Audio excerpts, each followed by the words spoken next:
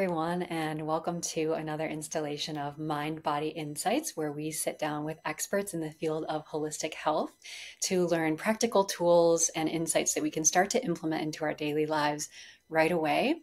My name is Chelsea Kapazinski. I'm the founder of Brooklyn Mindbody Collective, which is a holistic health center currently based in Greenpoint, Brooklyn. And my private practice is consisting of sessions of Rolfing, Thai bodywork, and private yoga. And today I'm thrilled to be joined by Annelise Hagen, who is a yoga teacher and author of the world's first landmark book on face yoga called The Yoga Face. She's also the creator of the world's first face yoga system. She is a mom, certified hypnotherapist, and performer, as well as a healer. Be sure to stay tuned until the end of the interview when we'll talk a little bit about Annelise's upcoming retreat at Omega Institute on June 7th, 2024. And that's going to be in upstate New York. Annelise, I'm so glad to see you today. Hi, I'm always glad to see you, Chelsea. Yeah. How are So, you? I'm doing great. I'm really genuinely so excited to talk about this with you. You've been up to this work for quite a while now, and it's becoming more popular, this idea of doing yoga or exercises for the face Mhm. to help with a myriad of issues, ranging from aging gracefully and aesthetics all the way up to things like lymphatic and fascial health in the face. So I know you are, one of the world's leading experts and pioneers in this field. And so I'd love to just jump in with, for those who are not yet familiar with your work, Mhm. what is Yoga Face and what led you to develop it? Well, thank you for that lovely introduction, first of all. And I want to just say that I honor the work you do also. And for those who don't know, we've known each other for like a decade now. And I think we always recognized that we were kindred spirits. So it's like lovely to see your work and how you're growing. And your mission is really meaningful. So I'm glad to be on the journey with you. And yeah, I grew up in California and I've always had yoga around me. My mother used to do yoga when I was little, and it was kind of the era of like Lilius Yoga and You on TV on PBS, which was like a TV show. And my mother had a book called Richard Hittleman's 28-Day Yoga, which was a trade paperback from Avery. Funny enough, because that's who ended up publishing my book many years later. So Richard Hittleman's 28-Day Yoga was like every day a new yoga pose, and at the end you had a practice. So my mom, that was sort of the era of like people did it in their living room and whatever. And my mom was always a seeker, so she took me to my first ashram when I was 11, the Siddha Yoga Ashram in Oakland, California, which Baba Muktananda was the guru at the time. So, and I get like a feeling when I even talk about it. Like I learned right away, we went to kirtan and the men were on one side of the room and the women were on the other. And they passed out laminated sheets and it was Christmas lights and all the pictures of the saints and the gurus on the wall. And right away, I just felt like at home there and started learning how to chant Sanskrit. And it just felt really meaningful and deep. And little did I know that yoga was just going to be my path, like from then on. So, on and off as paths go, like other things happened. I found my own guru when I was 16 through a series of incidents that many years later I didn't realize. I didn't realize until many years later. I was like, oh, that was my guru, because they didn't come like in an orange robe, but they were someone who taught me how to meditate. And I attained samadhi when I was 16 in these like really intense circumstances. So fast forward, I became an actor, and then I moved to New York City, and I was waiting tables and acting, and I found Jivamukti Yoga Studio, and I had done some yoga and acting conservatory, and I had a friend who was into Bikram, and I always followed the spiritual side of meditating and Sanskrit chants and things like that. But when I got to New York and I found Jivamukti, I was like, okay, I'm home, because we were sitting there getting ready to do the first class and they started chanting in Sanskrit. And I was like, I'm home. Mm-hmm. Like New York was very intimidating to me, even though I'm from a big city. I'm from San Francisco, but New York intimidated me. I was going through a rough time in my life. And I just never wanted to leave that place. Like I went there all the time. I still had my waiting job. I went on retreat with them. And I became a yoga teacher, and I'd done some teaching in the theater world, so it wasn't alien to me. But my yoga teaching career just took off like a house on fire. And I was at one main studio that was a Jiva Mukti lineage studio, and then I was teaching around as one does as a yogi. And I was at another studio in Hell's Kitchen that was having trouble getting off the ground, and the leader of the studio was like, "Do you have any workshop ideas?" And I should also say, just sidebar, I was still acting, and I'd found a voice teacher for acting who did this kind of voice work that was very spiritual, and she introduced mantra into the voice work. And again, I was like, oh, this is so great. Like this fusion of these things that I really love that to me felt very separate. So this studio teacher was like, do you have an idea for workshop? And I was like, why don't we do yoga for the face? Like everybody just mentions it in passing. Like you'll be in an asana class and someone will be like, do this with your shoulders and do this with your hips. Oh, and relax your face. That would always be like the cue, relax your face. And when I did yoga teacher training, I remember we did a lot of meditation. I trained with Allison West, and we were doing a lot of meditation, and I was like really getting into it. And she came over and she tapped me, and she was like, Lulu, Lulu's my nickname. She's like, Lulu, stop scowling. Like, and I thought I was like completely like in, you know, on a cloud and doing my meditation. And she's like, Lulu, you're scowling. And I was like, wow. So that was when I really started to put it together. And also in like acting conservatory, I'd gotten Alexander technique. And I knew about like tension, and I'd been told as an actor that I had a military neck, you know? So I just was genuinely curious about like, how could we say more about the face than just, oh, and relax your face in passing. And she said, yeah, let's do that. And then I was like, oh no, now I'm really screwed because I don't know what I'm going to do.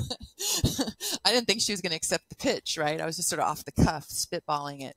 So I went out and I got some books. And I brought in all the things I had learned from the stage and from voice and the vocal training I had learned that was very spiritually based. And I knew that sound was going to be a big element for me, and posture was going to be a big element for me, and energy. And, you know, I was very confident in the yoga side, but as far as like the face in particular, I was like, So I found a book called The Natural Facelift by this woman named Juliet Kondo.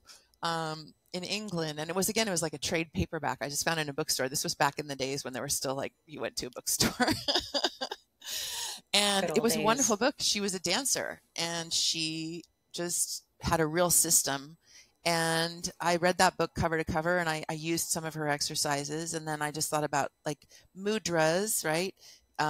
And I found that there were all these mudras or energy points inside the mouth, inside the ear. I knew there had to be yoga for the face. I mean, I knew that there was more than lion's breath, although lion's breath, of course, is like, you know, one of the main ones. But I just knew if I did the research, I would find it. And I meditated and I prayed about it a lot, and things were just revealed to me. And another thing is, from a young age, because of this guru that I found when I was 16. So I kind of glossed over it, but I had a very traumatic adolescence, and I was institutionalized.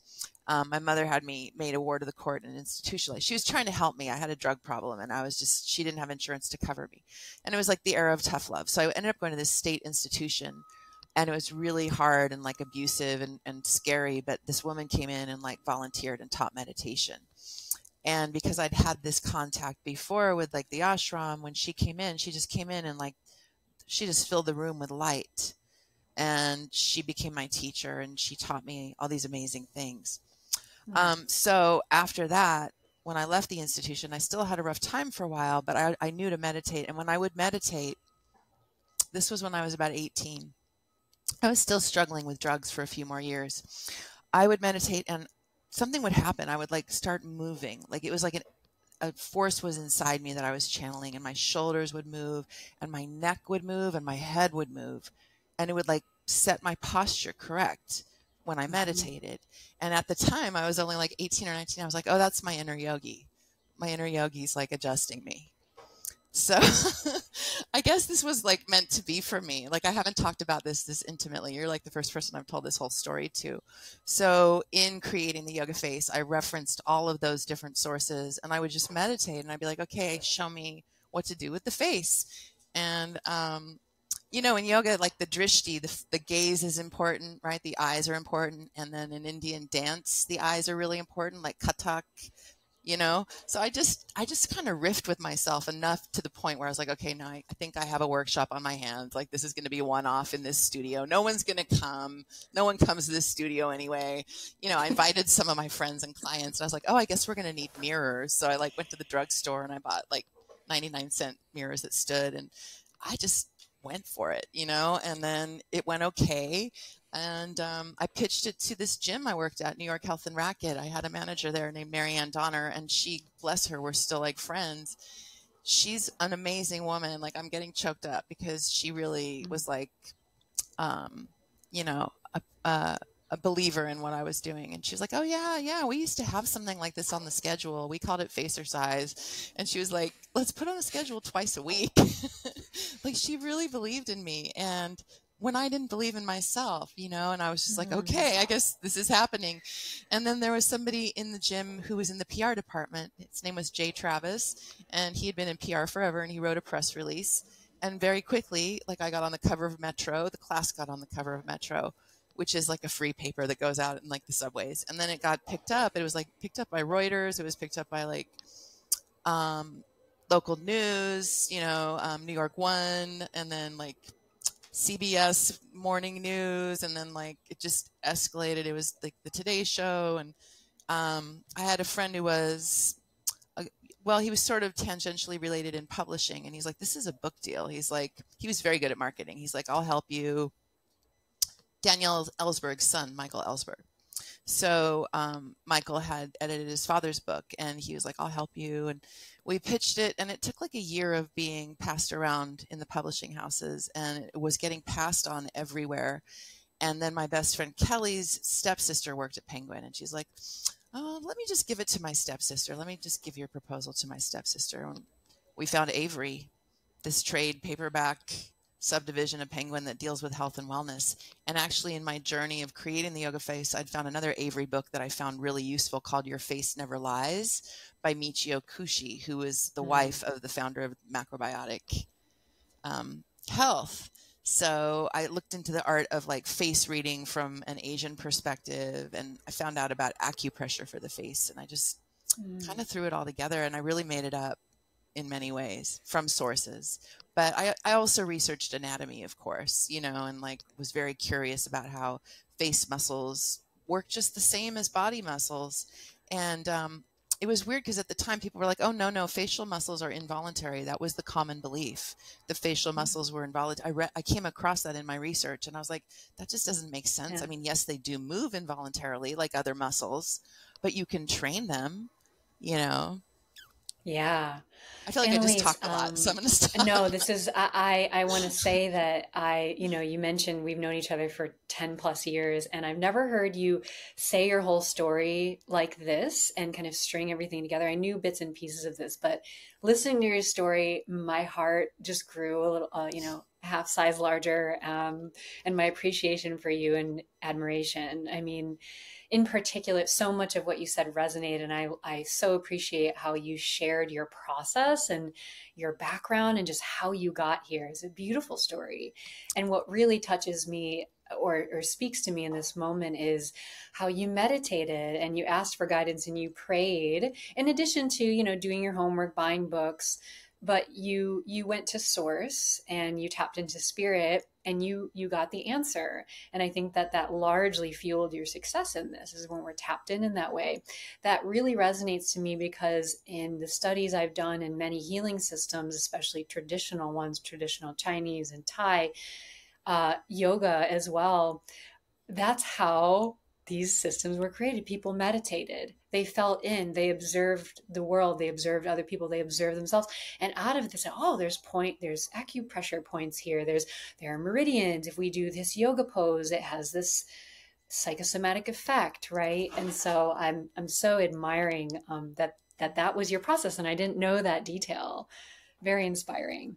I don't talk about it a lot. I've always been really shy about the depth of my spiritual practice because, you know, we're kind of in a new era, right? And I think it's meant to be, and we need to be in this era. And people came before me. There's like a lineage.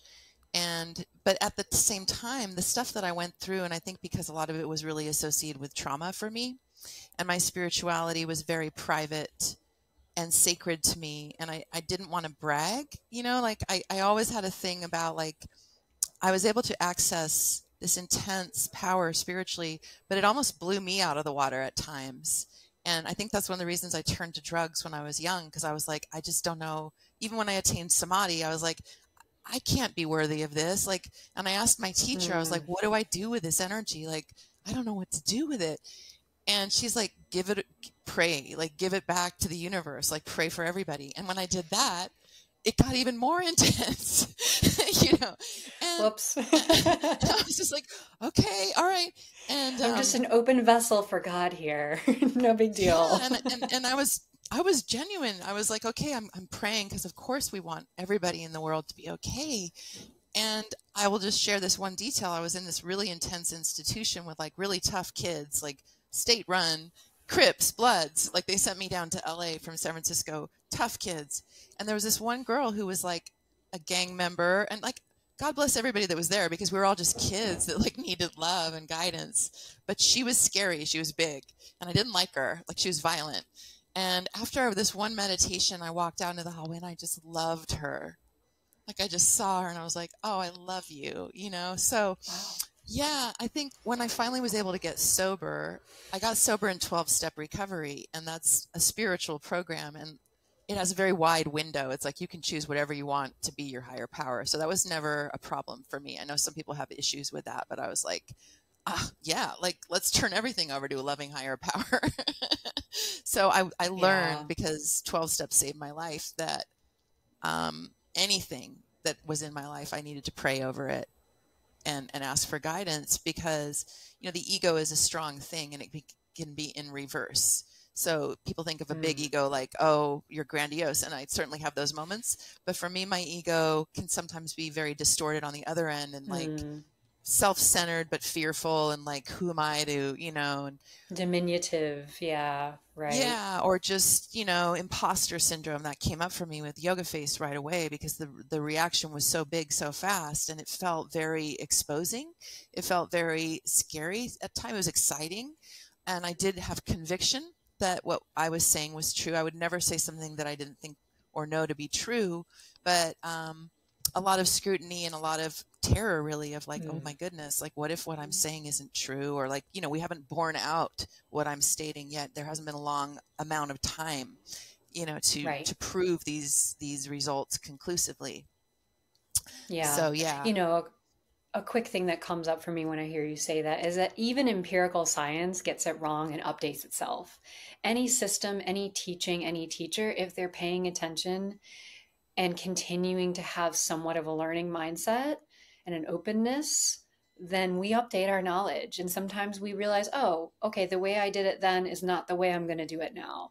We update, you know, how we teach things. So, you know, I think that that can be a useful antidote and balance for imposter syndrome, because it's too much to think that anyone at any level of success and on any size stage, you know, like you've made it onto, it's not reasonable to expect that person to get everything right.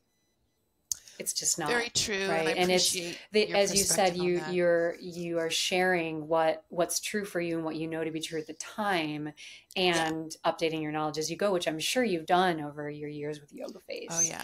So, thank you for saying, you know, so. now I want to, yeah, of course, you know, now I want to jump to, I'd love to just know, you know, now that we have your beautiful story, I'd love to know, what are the benefits of Yoga Face? And conversely, okay, so what are the consequences now, of not doing it? What I guessed in the beginning and hoped and observed early on has turned out to be true.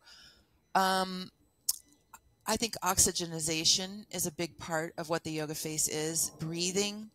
You know, there have been scientific studies that have shown conclusively that when you breathe into a particular body area, that area will receive more oxygen.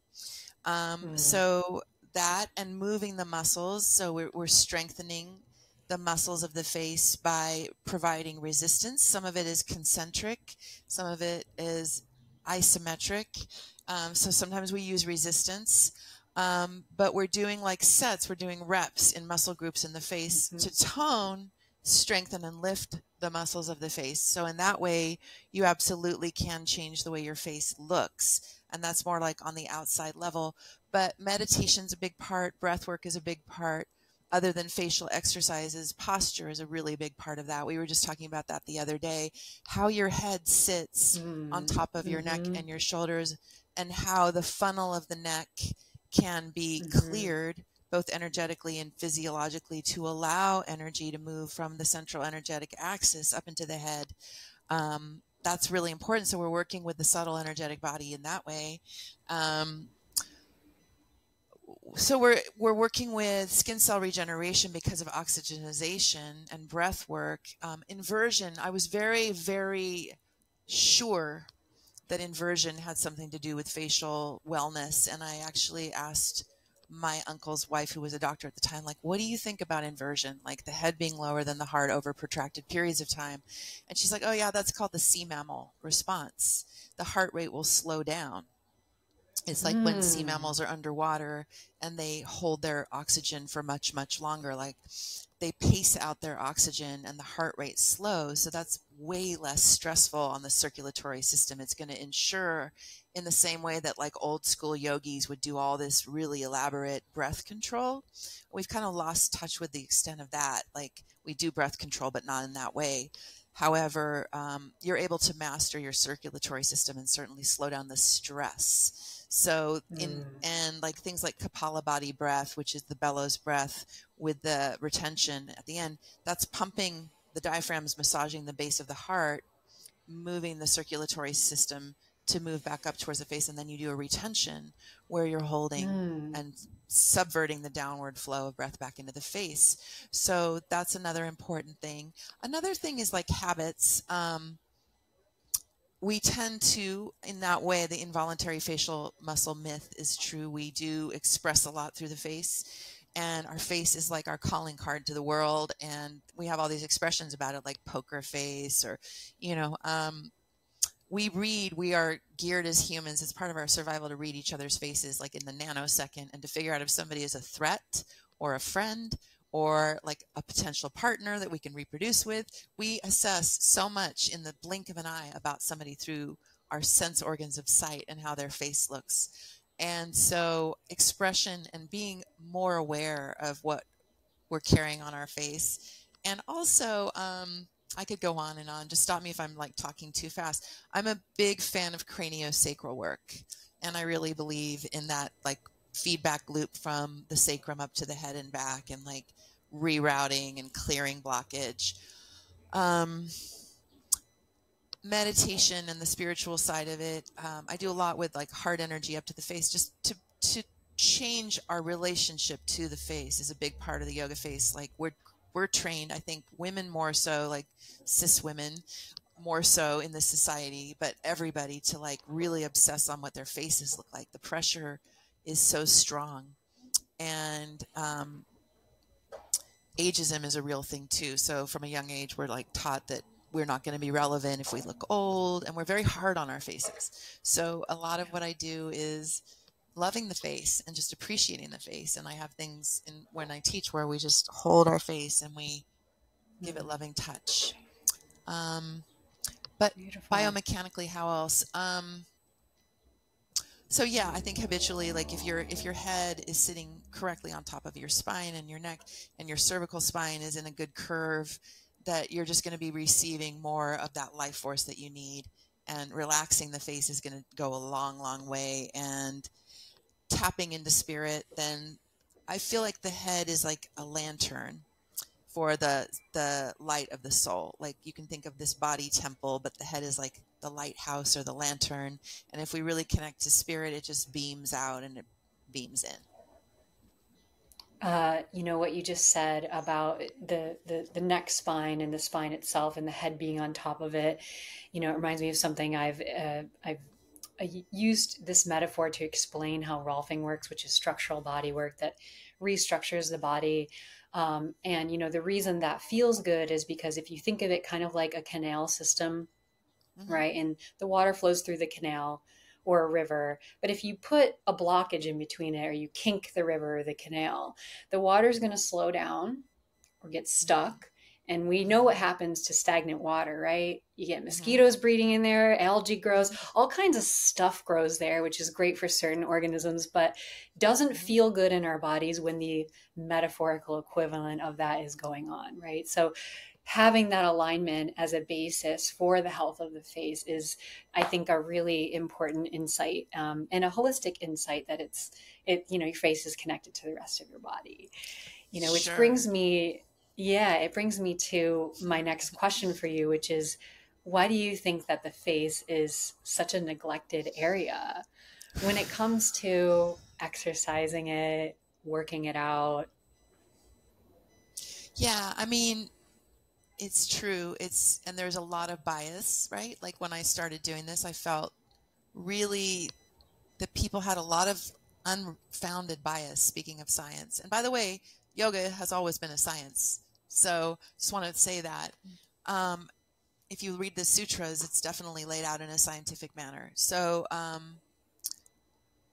but why the face is so neglected, it's weird. I think there's this sort of fatalism about the face. Like, you're born with the face that you get, and I've heard things like that. Or at a certain age, a woman has to choose between her face and her body. That's a French saying. Or her face and her ass is like a more crude way people put it. There's a bit of truth to that. If you lose a lot of weight when you get older, it comes out of your face because we start to lose adipose tissue around the face and collagen and elastin, which I didn't really mention in how yoga face works, but I can loop back to that. But I think it is a weird, ironic paradox because we love our faces. We put so much pressure on our faces. And yet we do neglect and sort of just throw up our hands. And like, we're so eager as a species to like invade the face with lasers, with knives, with paralysis. And to me, that's always seemed very aggressive and mean. Like if you love something that's perfectly healthy, why are you going to like cut it open to fit some concept of what you think, this non-acceptance, it seems to me to kind of hearken to a deeper dissatisfaction with oneself in a sense of a deep non-acceptance of vulnerability, really, because the face is very vulnerable, as strong as it is and as much as it does for us. It's not a good liar. Mm. The face shows everything, and I think maybe that's why people want to change it, because it's vulnerable, and getting older is vulnerable. And Hmm. I've struggled with this a lot. Even though I was on the forefront, I sort of dropped back because I felt too much pressure and I was aging, and I was like, now what do I do? Like, how do I talk about this? Am I going to let people down? What are my beliefs about this? Even like, am I saying that I think everyone should look young forever? And what I've kind of come to is, like, to your point, it's not just aesthetic. Like, there's also legitimate issues facially, like the jaw clenching, which I believe is very related to pelvic floor and the kind of symbiotic connection between the pelvis and the face. There's energy portals, right? Major energy portals, the mouth and the pelvis. So, yeah, we have like tension, we grind, we clutch, we can have all kinds of facial issues, and then people will take it seriously when it starts to get like pathological. Then it's like, okay, now we can pay attention to the face. But there's almost also this perception that it's a double-edged sword, because as much as we want to improve the face and put makeup on it and all this other stuff, which is fun to do, and I'm not down on that, but it's also like, yeah, I don't know. We neglect it, and we expect it to just sort of deal with stuff. So I feel like I'm getting lost in what I'm saying. What was the question? Yeah, yeah. The question you're answering it. It was about, why is the face so neglected? And I Right. think you touched on some important points there about self-esteem, as well as just cultural tendencies toward, maybe leaning toward plastic surgery and cosmetic, makeup and whatnot to kind of cover and change. And that is, as you said, like, we're down for that. And what about this loving approach of taking care of the face, right? Taking care of what you got, and in addition to perhaps some of these other things that we tend to lean on, especially as we age.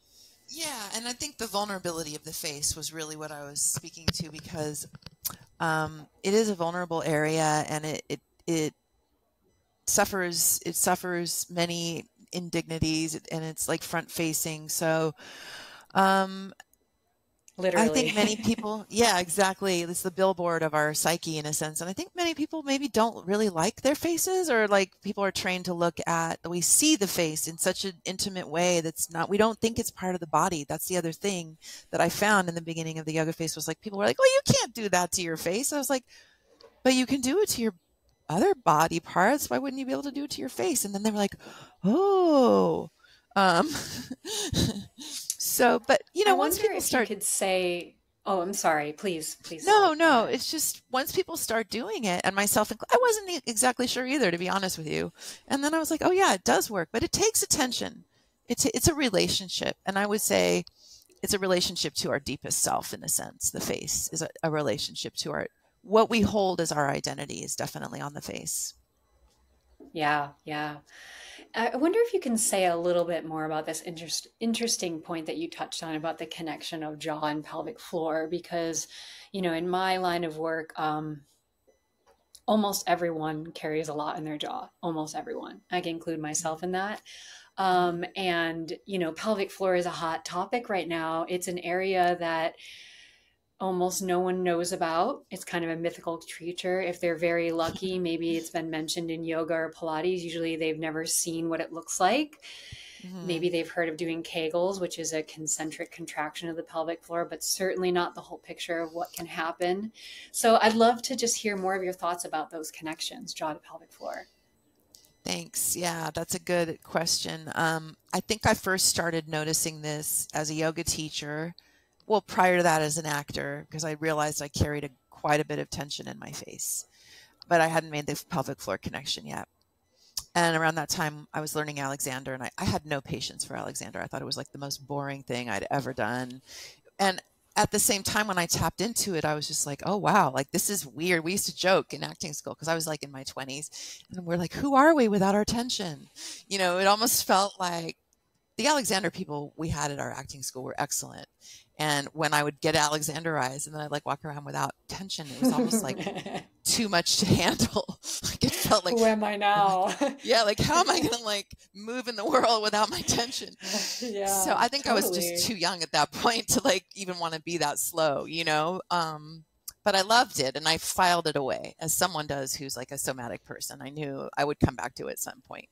But then as a yoga teacher, well, there's all these sort of apocryphal stories and myths in the yoga world that some are substantiated or they're just our intuition, but they might not be scientifically proven. But there's sort of common wisdom. And one right away was like, oh, if you're opening your hips, you're going to clench your jaw. It's almost certain that if you go deep enough to stretch the areas around your pelvis and your hips and be in that witness mode that yoga encourages, um, to be moving through that uncomfortable stuff, there might be an involuntary Yeah. reflexive clamping down. That's what I would say when I would teach. Oh, yeah, watch out when you're hip opening because something else is going to try to shut down that opening.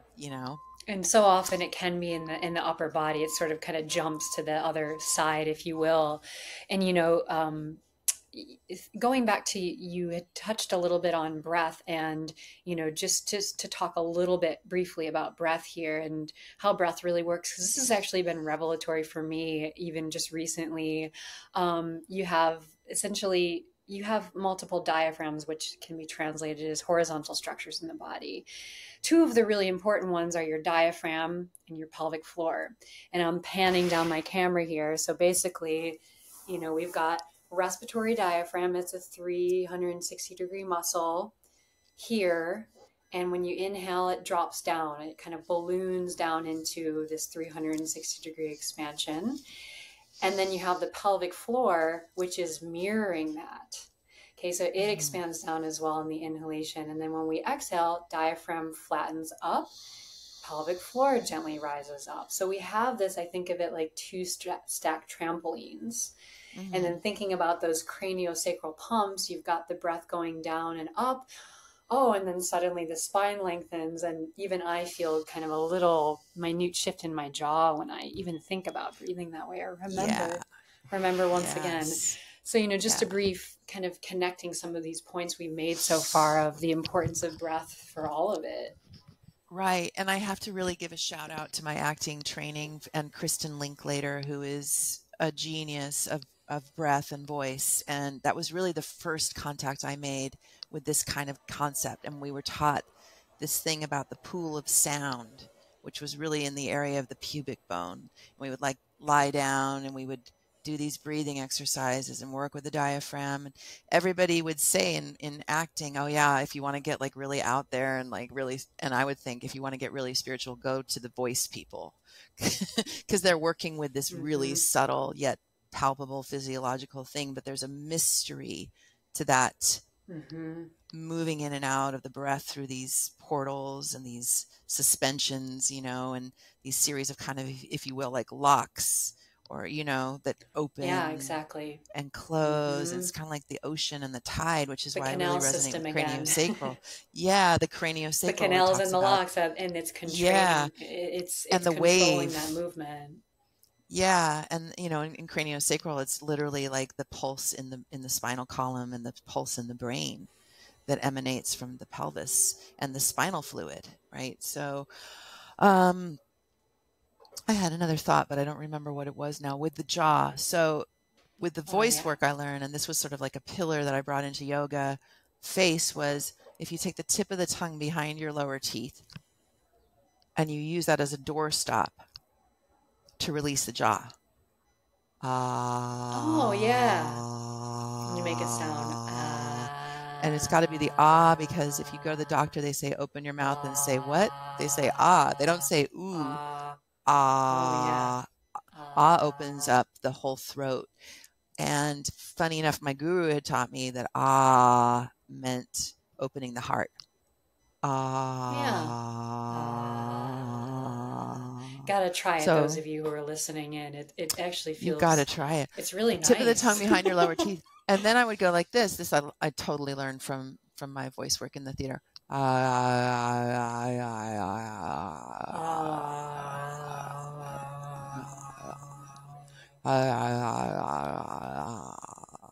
And sometimes if I'm meditating and I'm like, yeah, if I'm like talking to my inner guru, you know, my Sadguru, I'll be like, okay, show me what to do with the face. It's always like, right. I felt a lot happen. I'm very sensitive to my body, and I feel the throat. I feel the joints of the jaw. I feel the base of the tongue release, and I feel some kind of vagal nerve stimulation, which would connect to the heart, right? I do this thing I call it the pharaoh beard. I felt myself calm down. Right. It's very relaxing. Yeah. And to your point, I feel that unexpressed feelings, especially the forbidden ones, lodge in the jaw. And what you were speaking about before, how we're not taught about pelvic floor and it's like all shame-based and like no one wants to talk about that area, and repression of the feelings from down there that we don't allow ourselves to feel. They sometimes also go up here. So we've got these two places where we can really lock up. And when you open here, it's almost like you can receive more energy in the belly, more breath. I relax in the diaphragm. Yeah, totally. What a great one. I love that. Does it have a name? Let me see. One. I would call it the lower jaw grip and shake. But I don't really have a name for it. But yeah, that's good. I like it's very descriptive. When I do it like this, I call it the pharaoh beard. Oh yeah. Oh yeah. I get it. And I will just do that. Wonderful. Yeah, I'll just do that for like periods of time. I'll be like very quick too. Yeah. And then what can happen, you can start to feel vibration. Like there's like a kind of aftershock of vibration of the release of the tension. Almost a tremor.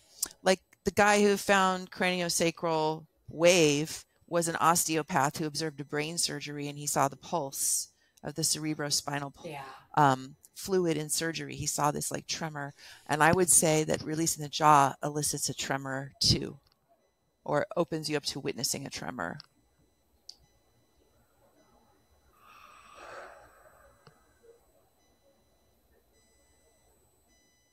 Also, it's really stretching the Fascinating. muscles, like the masseter Yeah. muscle, Uh-huh. I feel it which is a too. really strong muscle. If you think of this guy, Jack LaLanne, I don't know if you've heard of Jack LaLanne. He was like a fitness guru in the 50s. He was really big. Had a TV show. And in a way, he was kind of like a yogi. Like he wore a pair of briefs and walked around like pretty much naked, and these amazing acts of strength that he would like blow people's minds with.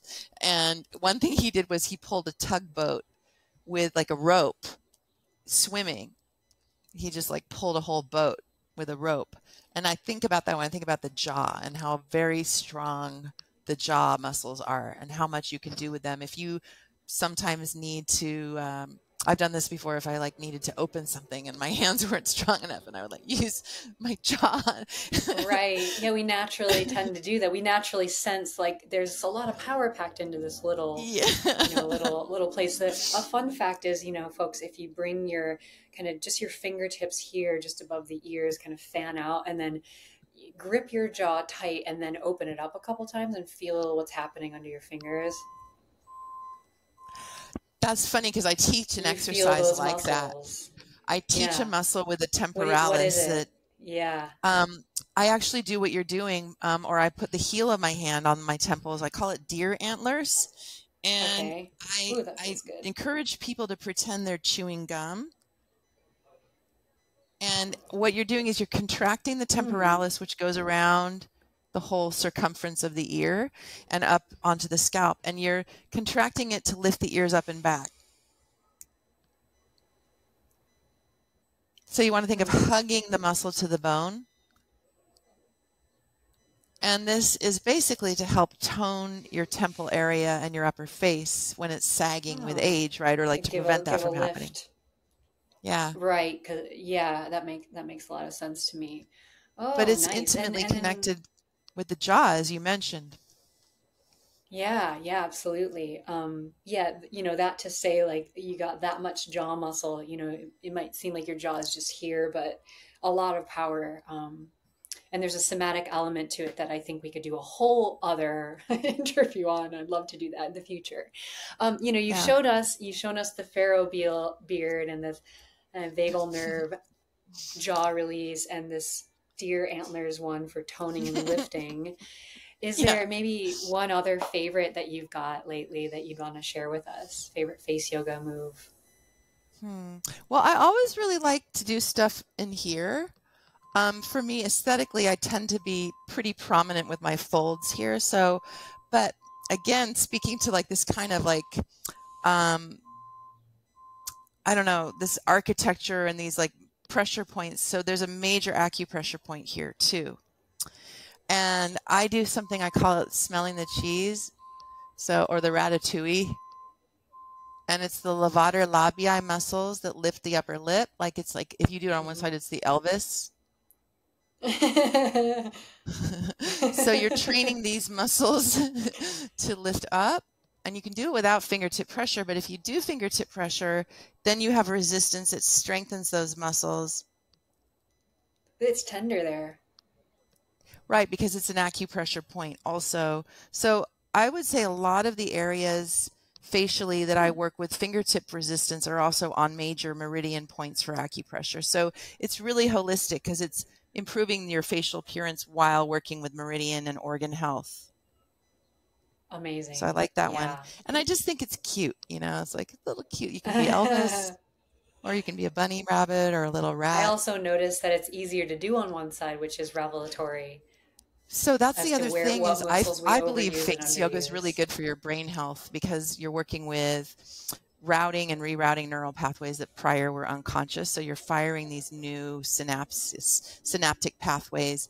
And I think it's bilateral hemisphere communication because one side is always dominant. And by learning how to train your face to be symmetrical, first of all, we're hardwired as a species to really value and appreciate facial symmetry. We think it's beautiful. And I looked that up because I was like, why is that? And I Hmm. read that this one social scientist, this sort of Darwinistic social scientist, believed that everything we find beautiful is for reproduction. So symmetry Hmm. kind of connotes unconsciously. I would argue with that. I think humans are also hardwired just to It's a bit appreciate beauty. reductionistic, and we appreciate Yeah, beauty, exactly. Yeah. but It it's feels sort of good when we look at interesting. beautiful things. But symmetry is kind of an indicator of health in some ways, because if say you have a weakness or some kind of disease where one side is stronger than the other in an extreme case, that can be sort of repugnant to us as a species, because again, we're hardwired for health. Yeah, absolutely. Well, this has been just so insightful and fascinating. It's been so great to get to learn more about this holistic work that you have pioneered and built from the ground up. So, what I'd love, just to let people know, how can people follow your work? Do you want to talk a little bit about the retreat you have coming up? Oh yeah. So oh yeah. You can find me on yogaface.net. That's my website. I'm on social media. Look up Yoga Face or Annelise Hagen. And I'm honored to be able to lead a retreat for the weekend at the Omega Institute, June 7th weekend. It's just going to be a short but power-packed weekend of yoga practices that promote rejuvenation and wellness for the face, but also for the whole organism, because, the face is part of the body. So any yoga is face yoga, really. But we do kind of delve more deeply, and we'll be doing acupressure as well. And a lot of sound work and a lot of chanting and just getting together as community, because that's the other thing. It's like, if you look at I looked at a lot of cultures when I was researching this, and I'm like, oh, every culture has some form of facial thing they do, whether it's the haka dance, which I'm always fascinated by. If you know the haka dance, it's Mhm. a war dance in New Zealand, and they make these faces like when they get on the battlefield. They do a whole dance before they go into battle to freak out their Ah. opponents. And I love that. I kind of feel like that's me, like I'm the haka dance person with the yoga face. Okay, is there going to be haka dancing at your retreat? That sounds really I would fun. love that if there's any haka dancers, please come. But yeah, we're just going to commune as a group, and we're going to laugh, because a lot of yoga face for me is Yeah, laughing it's and so breaking up the playful. seriousness. Like, kids make faces. Yeah, So we want to make faces and just let go of the absolutely. tension and the pressure. Yeah, Yeah. yeah, wonderful. Well, it's been just so wonderful connecting with you, Annalise. Thank you so much for sharing the work that you share and just letting people know about this resource that is available to them. Thank you for being open, and thank you for being on the lineage. I just consider you to be, as much of an example to me as, I am to you, hopefully. Like, we're here together on this path, and the more people that we can bring into our circle, this is the time, I think, historically, where Yeah, we need to do this kind of thing together. band together. Absolutely. Yes. Okay, well, beautiful. I hope that some people can join you on your retreat. And definitely, we'll drop the links to everything that Annalise mentioned in terms of how to follow her work below in the video description. Okay, Yeah, and you everyone can watching, have always a get the wonderful book. day. Oh, yeah, Just a tell us shout about out your for the book. book. Yeah, Yeah, it's called The Yoga Face. It's published by Avery Press, and you can get on Amazon or on my website, yogaface.net. And I think people are often surprised, because it's really just a straight up yoga book. And my philosophy is face yoga is yoga, and yoga is face yoga. absolutely. Yeah. Annalise, thank you so much. Thank you, Chelsea. I love you. I love you too. Namaste. Namaste.